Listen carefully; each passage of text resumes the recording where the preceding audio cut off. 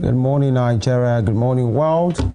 Thank you for joining us on Morning Spring today on Western Spring Television. It is a very good, great, beautiful morning after the downpour that we had in the night around here. The showers of blessings. That's what we call it. That's what it is. And that is what it will be. Femi Ojo is my name. Top is there. Good morning. Good morning. Happy Tuesday. Yes, happy Tuesday to you too. Good morning to you, dear viewer. Thank you for joining us today. And I say congratulations for making it to day 20 of January 2026. It's been a wonderful year so far. And we hope that we continue to have, good pleasures, good news all around us. My name is Temitope Ajijola Oluwaola, welcoming you to the second installment for the week on Morning Spring and Western Spring Television. All right, what we do here actually is to talk to issues, critical issues. We talk to people as well, talk with people in as much as about the public good, the socio-economic welfare of this nation called Nigeria. It is what we do is Morning Spring o'clock from this end, and we say it as it is. We are on, your StarTimes DTT on channel 190 and also on Facebook on Western Spring Television and on YouTube Western Spring Television NG. On this program, we usually look at the headlines, front pages for major dailies every day. And then at the other side of that, we then get talking about these issues. This is what we will do today. And the time is now. Stay with us.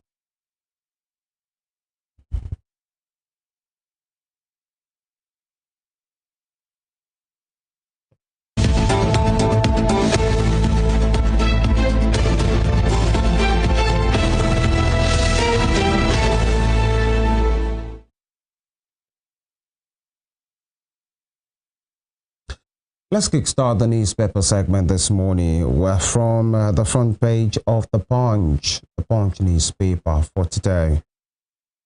Amnesty deal. Outrage mounts as Casino moves to release 70 bandits. Amnesty deal. Outrage mounts as Casino moves to release 70 bandits. And with a rider, Tinubu told to stop release of bandits on trial. ACF, Afenifere, others slam Casino government over amnesty deal. And of course, you remember we talked about this last week about swap deal in which the Kaduna State government, through one of its commissioners, saying it's not new. It's what happens in the time of war. And the question Nigerians will ask the commissioner, the Kaduna State government is, are we in a position of war right now? And by the way, can a state government do that unilaterally? When you talk about defense, does the government have capacity to say release this, release that? In as much as, but because defense is on the exclusive list in Nigeria, these are some of the issues. But it seems the matter is being escalated right now. But then deeper into this issue is, are we sure they have not been released? Actually, because in Nigeria, we are never really sure when the issues are like this. Here we are. I like that angle, that you're looking at it through. What if this has been done and concluded and they're just letting us know, or to just know if we would sanction what they have already done, or they should rescind on that. But I don't know how a state that has been so much battered by insurgency will now see it as the best option to release bandits, repentant or not. You can parole them, several years down the line, but releasing them, I think that is the wrongest call. It is injustice to you as a state. It is injustice to the citizens. It is injustice to Nigeria. And then morally, I don't see how it fits into the moral book. Right. But then we'll see. It's a thing of very deep concern. Yes, actually. And I hope that they renege on that. And it's not just to stop this move. There should be like a strong warning, actually, from the federal government, if actually they are serious this should not be a party or is my party member or is an APC government state or whatever. There should be very stern warning. Actually, and that ought to have come out since. Very stern warning. Last week. And it should come from the president himself. Yes. Because he's the commander-in-chief. You can't be doing this on this side and somebody is doing that on that side. Right. Of course, on this matter, talking about peace deal, I'm sure nobody, even while we are, being given stern warning, you can't blame the people for negotiating what is happening. Because for somebody who is currently being abused, over the time being abused, to go to his abuser to say, please help us, it shows that the system has fallen. It has, let me retrieve my word, it has failed. That is it. Because nobody will want to be, some of them even know these people. They know they are killers. Because that's why they can send emissary to them to say, want to have a meeting with you. What will it take for us to stay alive? And they are supposed to be under a sovereign nation. It's a shame. Yes. And speaking of statements and warnings, I expected that the NSA would have said something. I expected that the Chief of Defense Staff would have said something. I expect that the president himself would say something. And then, to join forces now, I mean, added voices would be the ACF, Afenifere. But leaving something of this magnitude to civil society organizations, sociocultural groups, to just be giving out statements, I think it's a terrible time. I think it's also a dent on the leadership of the country. Right. All right. Below that, you have the picture of the Commissioner for Economic Planning, Budget, Lagos State, Mr. Okwe George, Chairman, House Committee on Appropriation, Sahad Olumo, the Deputy Governor of Lagos State, Obafemi Hamzat, and of course Babajide Sanwo-Olu. Other persons at the 4.4 trillion naira 2026 appropriation bill that was signed into law at the Lagos House at Lausa. DSS arrest Malami after release from Kuje prison.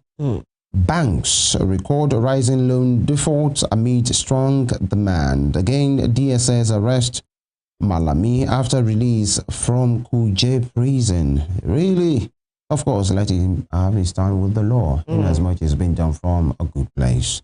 Okay, and Ekiti poll. PDP, SDP reject exclusion from INEC. Finalist and top strip. Federal government votes 10 million naira for Abuja runway after scrapping 532 billion naira deal. Federal government votes 10 million naira for Abuja runway after scrapping 532 billion naira deal. Kano governor meets Tinubu amid defection talks. And this has been on from afternoon yesterday, where I said that Governor Abba Yusuf has come to the villa to meet Mr. President and, about his impending, move to the APC. All right, military discovers Boko Haram underground storage and field dump. Military discovers Boko Haram underground storage and field dump. All right, let's make use of that information very well on Discovery as well. And the job scam syndicate luring Nigerians into Ukraine-Russia war. The job scam syndicate luring Nigerians into Ukraine-Russia war. I was quite taken aback last week when I saw a report, actually, that in this ongoing war between Nigeria and Ukraine, recruitment are being made, from African countries, drafting our men into war. And there was a particular video in which some persons were there, definitely at the war front, possibly resting or something, and you see all of them, they are blacks. And not just that they are black, you could see the accent, of course, you know they are from Africa, and you are wondering, what is the motivation actually? Is it because of the love for Russia or for Ukraine, or economic reasons?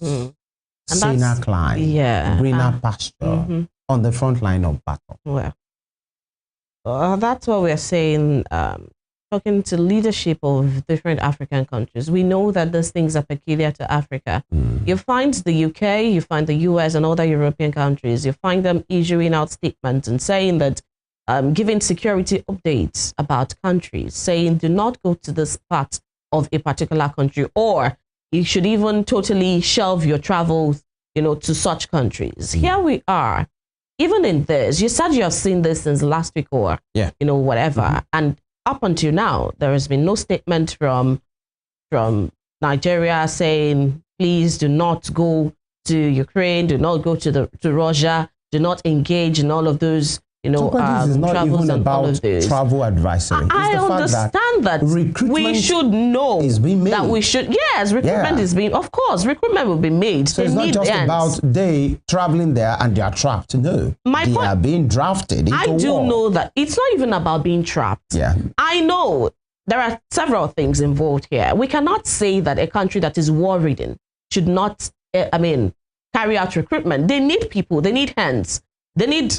Whatever it is they can get, all the help they can get. Yes, they need manpower. But I'm saying that as much as we all know that we are adults, and these people who are being employed, of course, before you're employed into such, there will be a level, that you would have attained before you get jobs. We know that the people should know. It's just like every other advisory that may come. We know that these people may not be totally ignorant, but we are saying, as a corporate body, because it is our responsibility to look out for you, as to protect you, it is the onus falls on us to do this. And that's why we're doing it.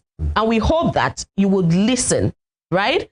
At the end of the day, people still make their decisions. And even at that, you still find, sane countries, the leadership of sane climes saying, all right, you've made this decision. It is still our responsibility to protect you, to look out for your interests and all of this. I am saying that there is a failure of people, and there is also a failure of leadership of governments, of governments of countries. So we all have our responsibilities to play, our duties. And that's what I'm saying here, spelling it out.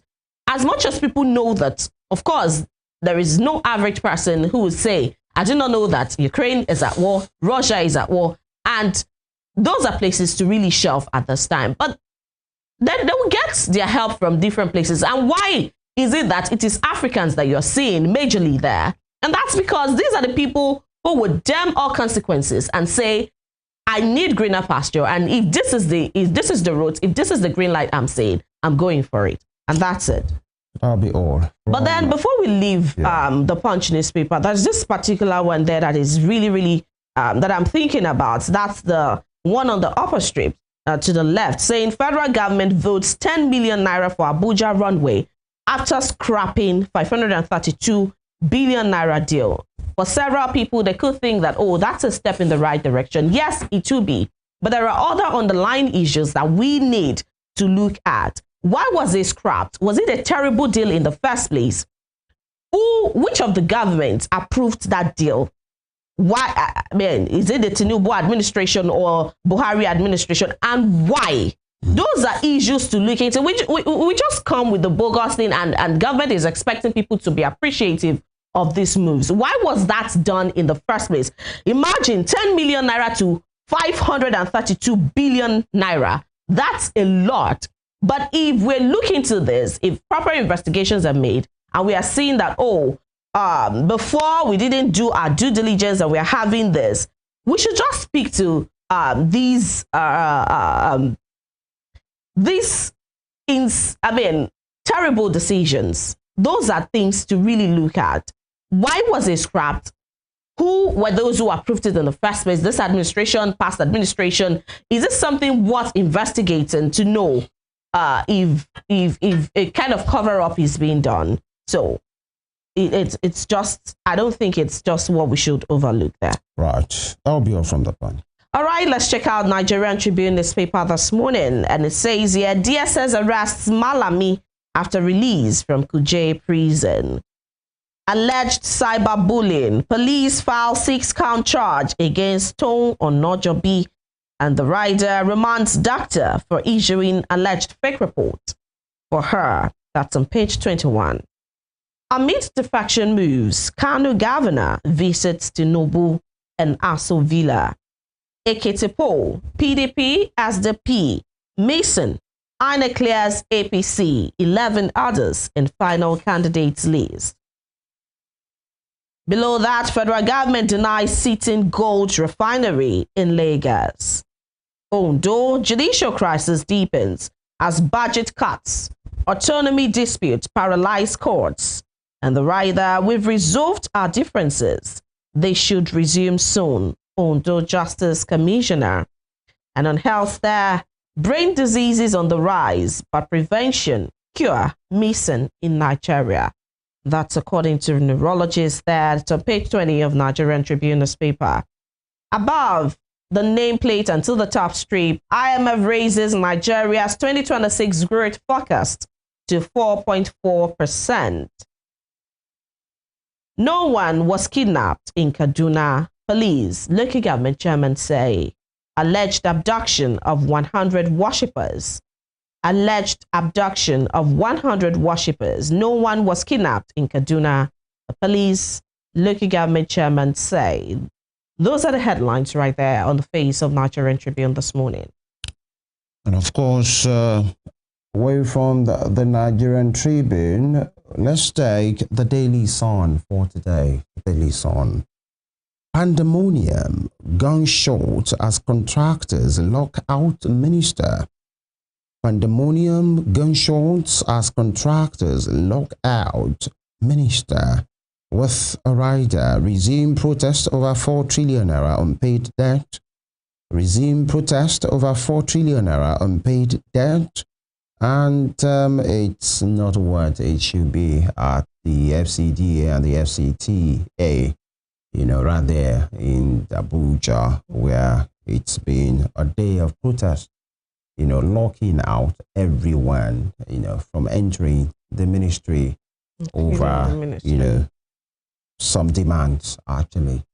All right, we hope many persons will be calling on the FCT minister or whoever is involved. In this case, firstly, whenever something has to do with the FCT, definitely you will come to the minister, actually. And one would want to say maybe you should focus more about the FCT and administrative leadership instead of just, you know, perpetually sitting in River State for all sorts. Actually, thank you this, thank you that.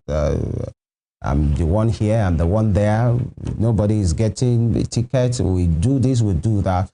I think he's really been too burdened with the politics, you know, at this moment, beyond the real work of many minister that he has been, you know, given by his employer. That's Mr. President. Actually, there is nothing, definitely no politician that would, you know, put off its leg from the pedal.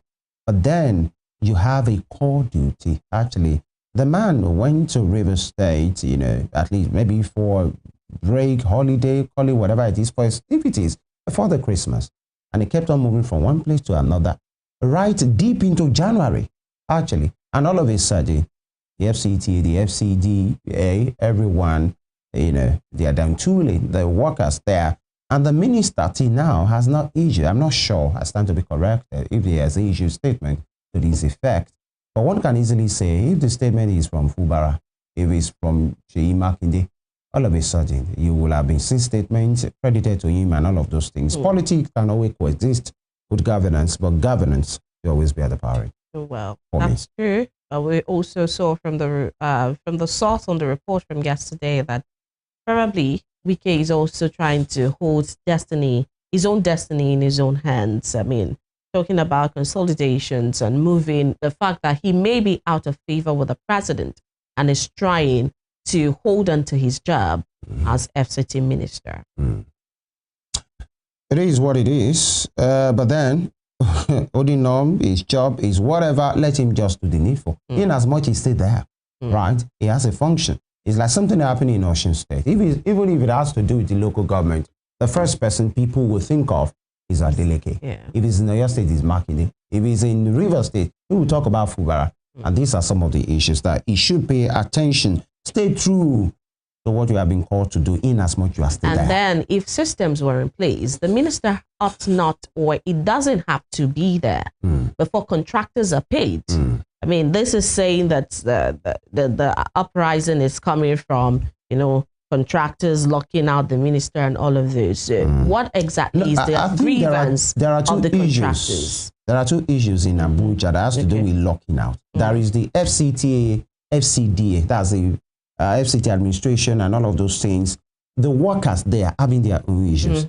There is the issue of the unpaid indigenous contractors actually, having a sway elsewhere, all the same in the same Abuja. But I'm only talking about the FC and these indigenous contractors that are not being paid. It's another thing of shame. Yes. I remember since November, October, they have been on this matter. Not the level of writing of letters, those has been done, but talking about protest.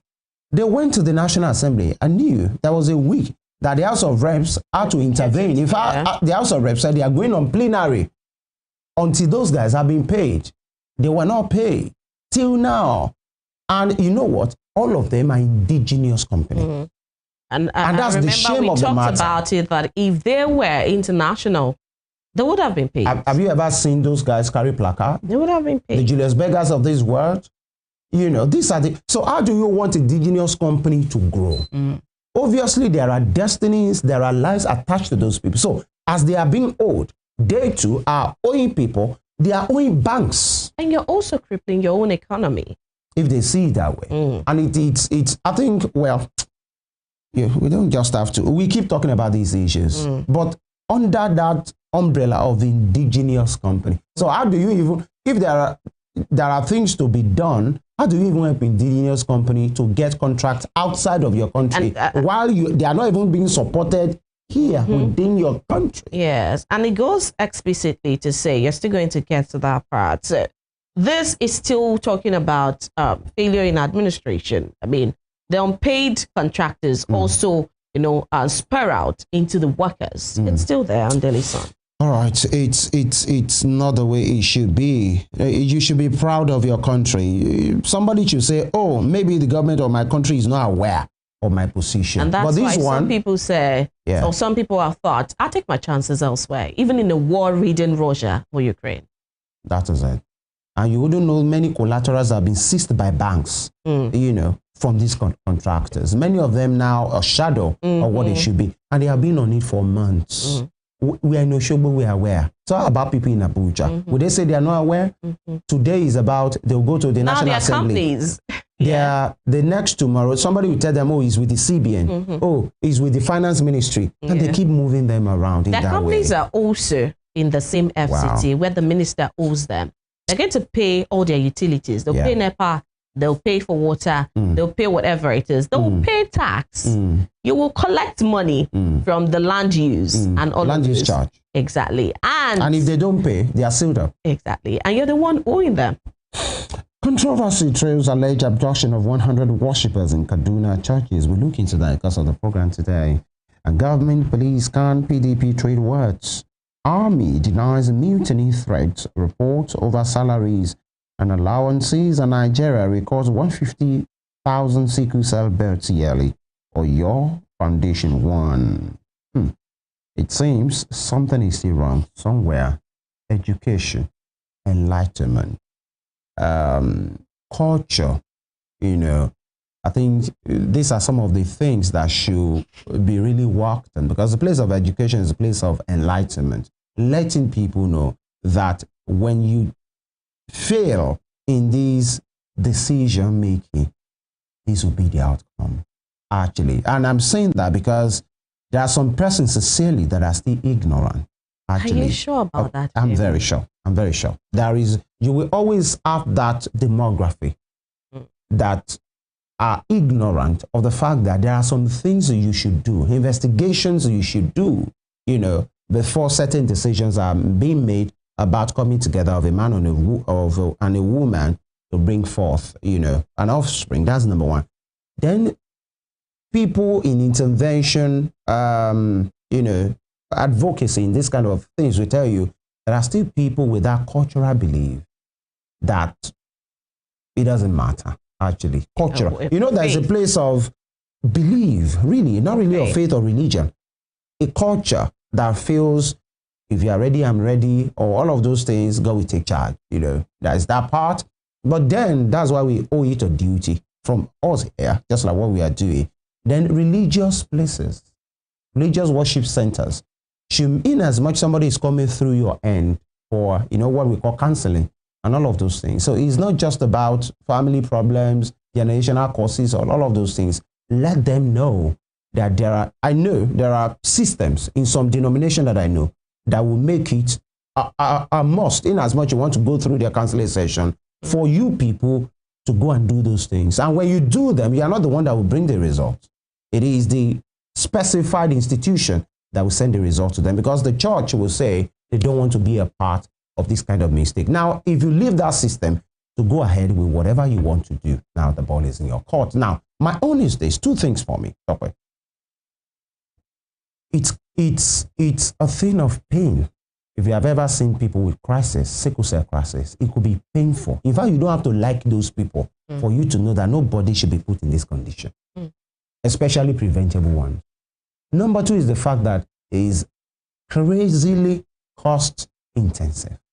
You don't even have that kind of money. If I know people that will tell you the kind of money you use to train 4 children, you use it on 1. And even that one will still be based on chances. So I think we can do more. Yes, I believe that we can. And I also say that if religious institutions could be standing against that and saying that we will not conduct this, you can go elsewhere to try it out. I think that the government should also take it up and not join people like that. And also, if we go on to, putting it in the Constitution, probably to arrest or to restrain, I know that there is a place of the human rights, but I also know that the legislative can sit down to really deliberate on how these things can work. Prevention. Yes. So it is, what I want to emphasize on is the place of enforcement. It is not that people really do not know. I feel like they just don't care. That percentage is really, really minute. I would tell you, there are other cases, other disease, or not disease per se, other health conditions that you can say that people really do not have adequate knowledge. Do you know how many movies are churned out on sickle cell? Do you know how many people are talking about sickle cell? It is everywhere. And so I believe that the percentage of people who are really ignorant are not that sufficient, that it's not tangible.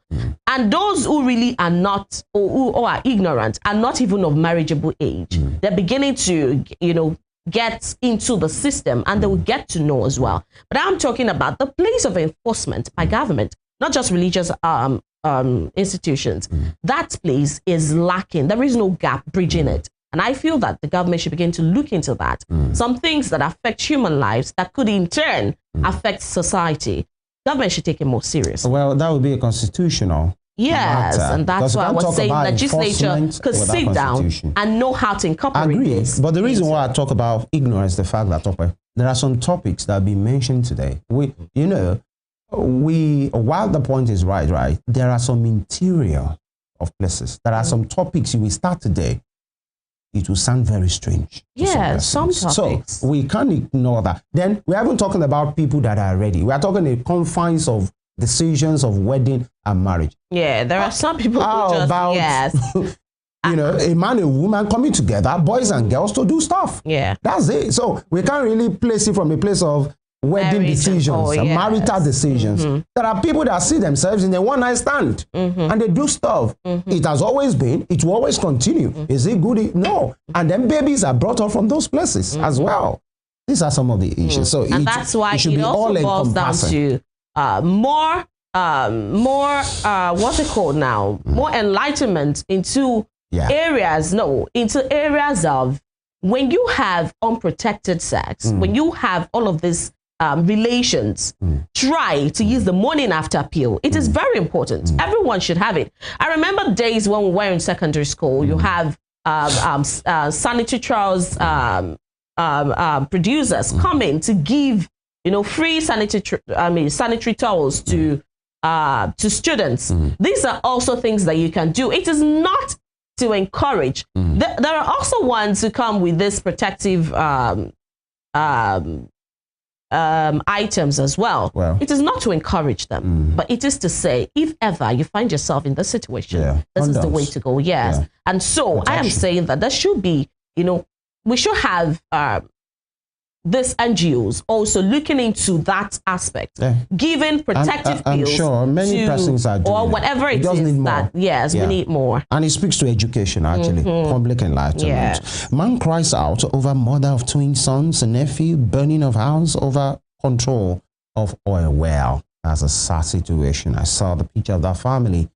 Almost everyone wiped out because of, it is what it is. And finally, FCTA workers strike, lock gates over pensions, exam failures, intimidation, others. Wiki counters insist 10 of 14 demands met, says action unnecessary and ill-motivated. The minister of the FCT is issuing a statement and saying that, I believe that we can give ourselves a pass mark, because that's what it is here. If you're saying that demands 10 of 14 have been met, we have a pass mark. Right. And you're saying that their action is unnecessary and ill-motivated. So people's pensions, people saying there are exam failures, probably promotional exams and all, and you're having mass failure, you're saying that that is unnecessary and ill-motivated to people who are paying your salary. I think it's outrageous. All right, that'll be all for now. We'll take this quick break. When we return, we speak to issues. Stay with us.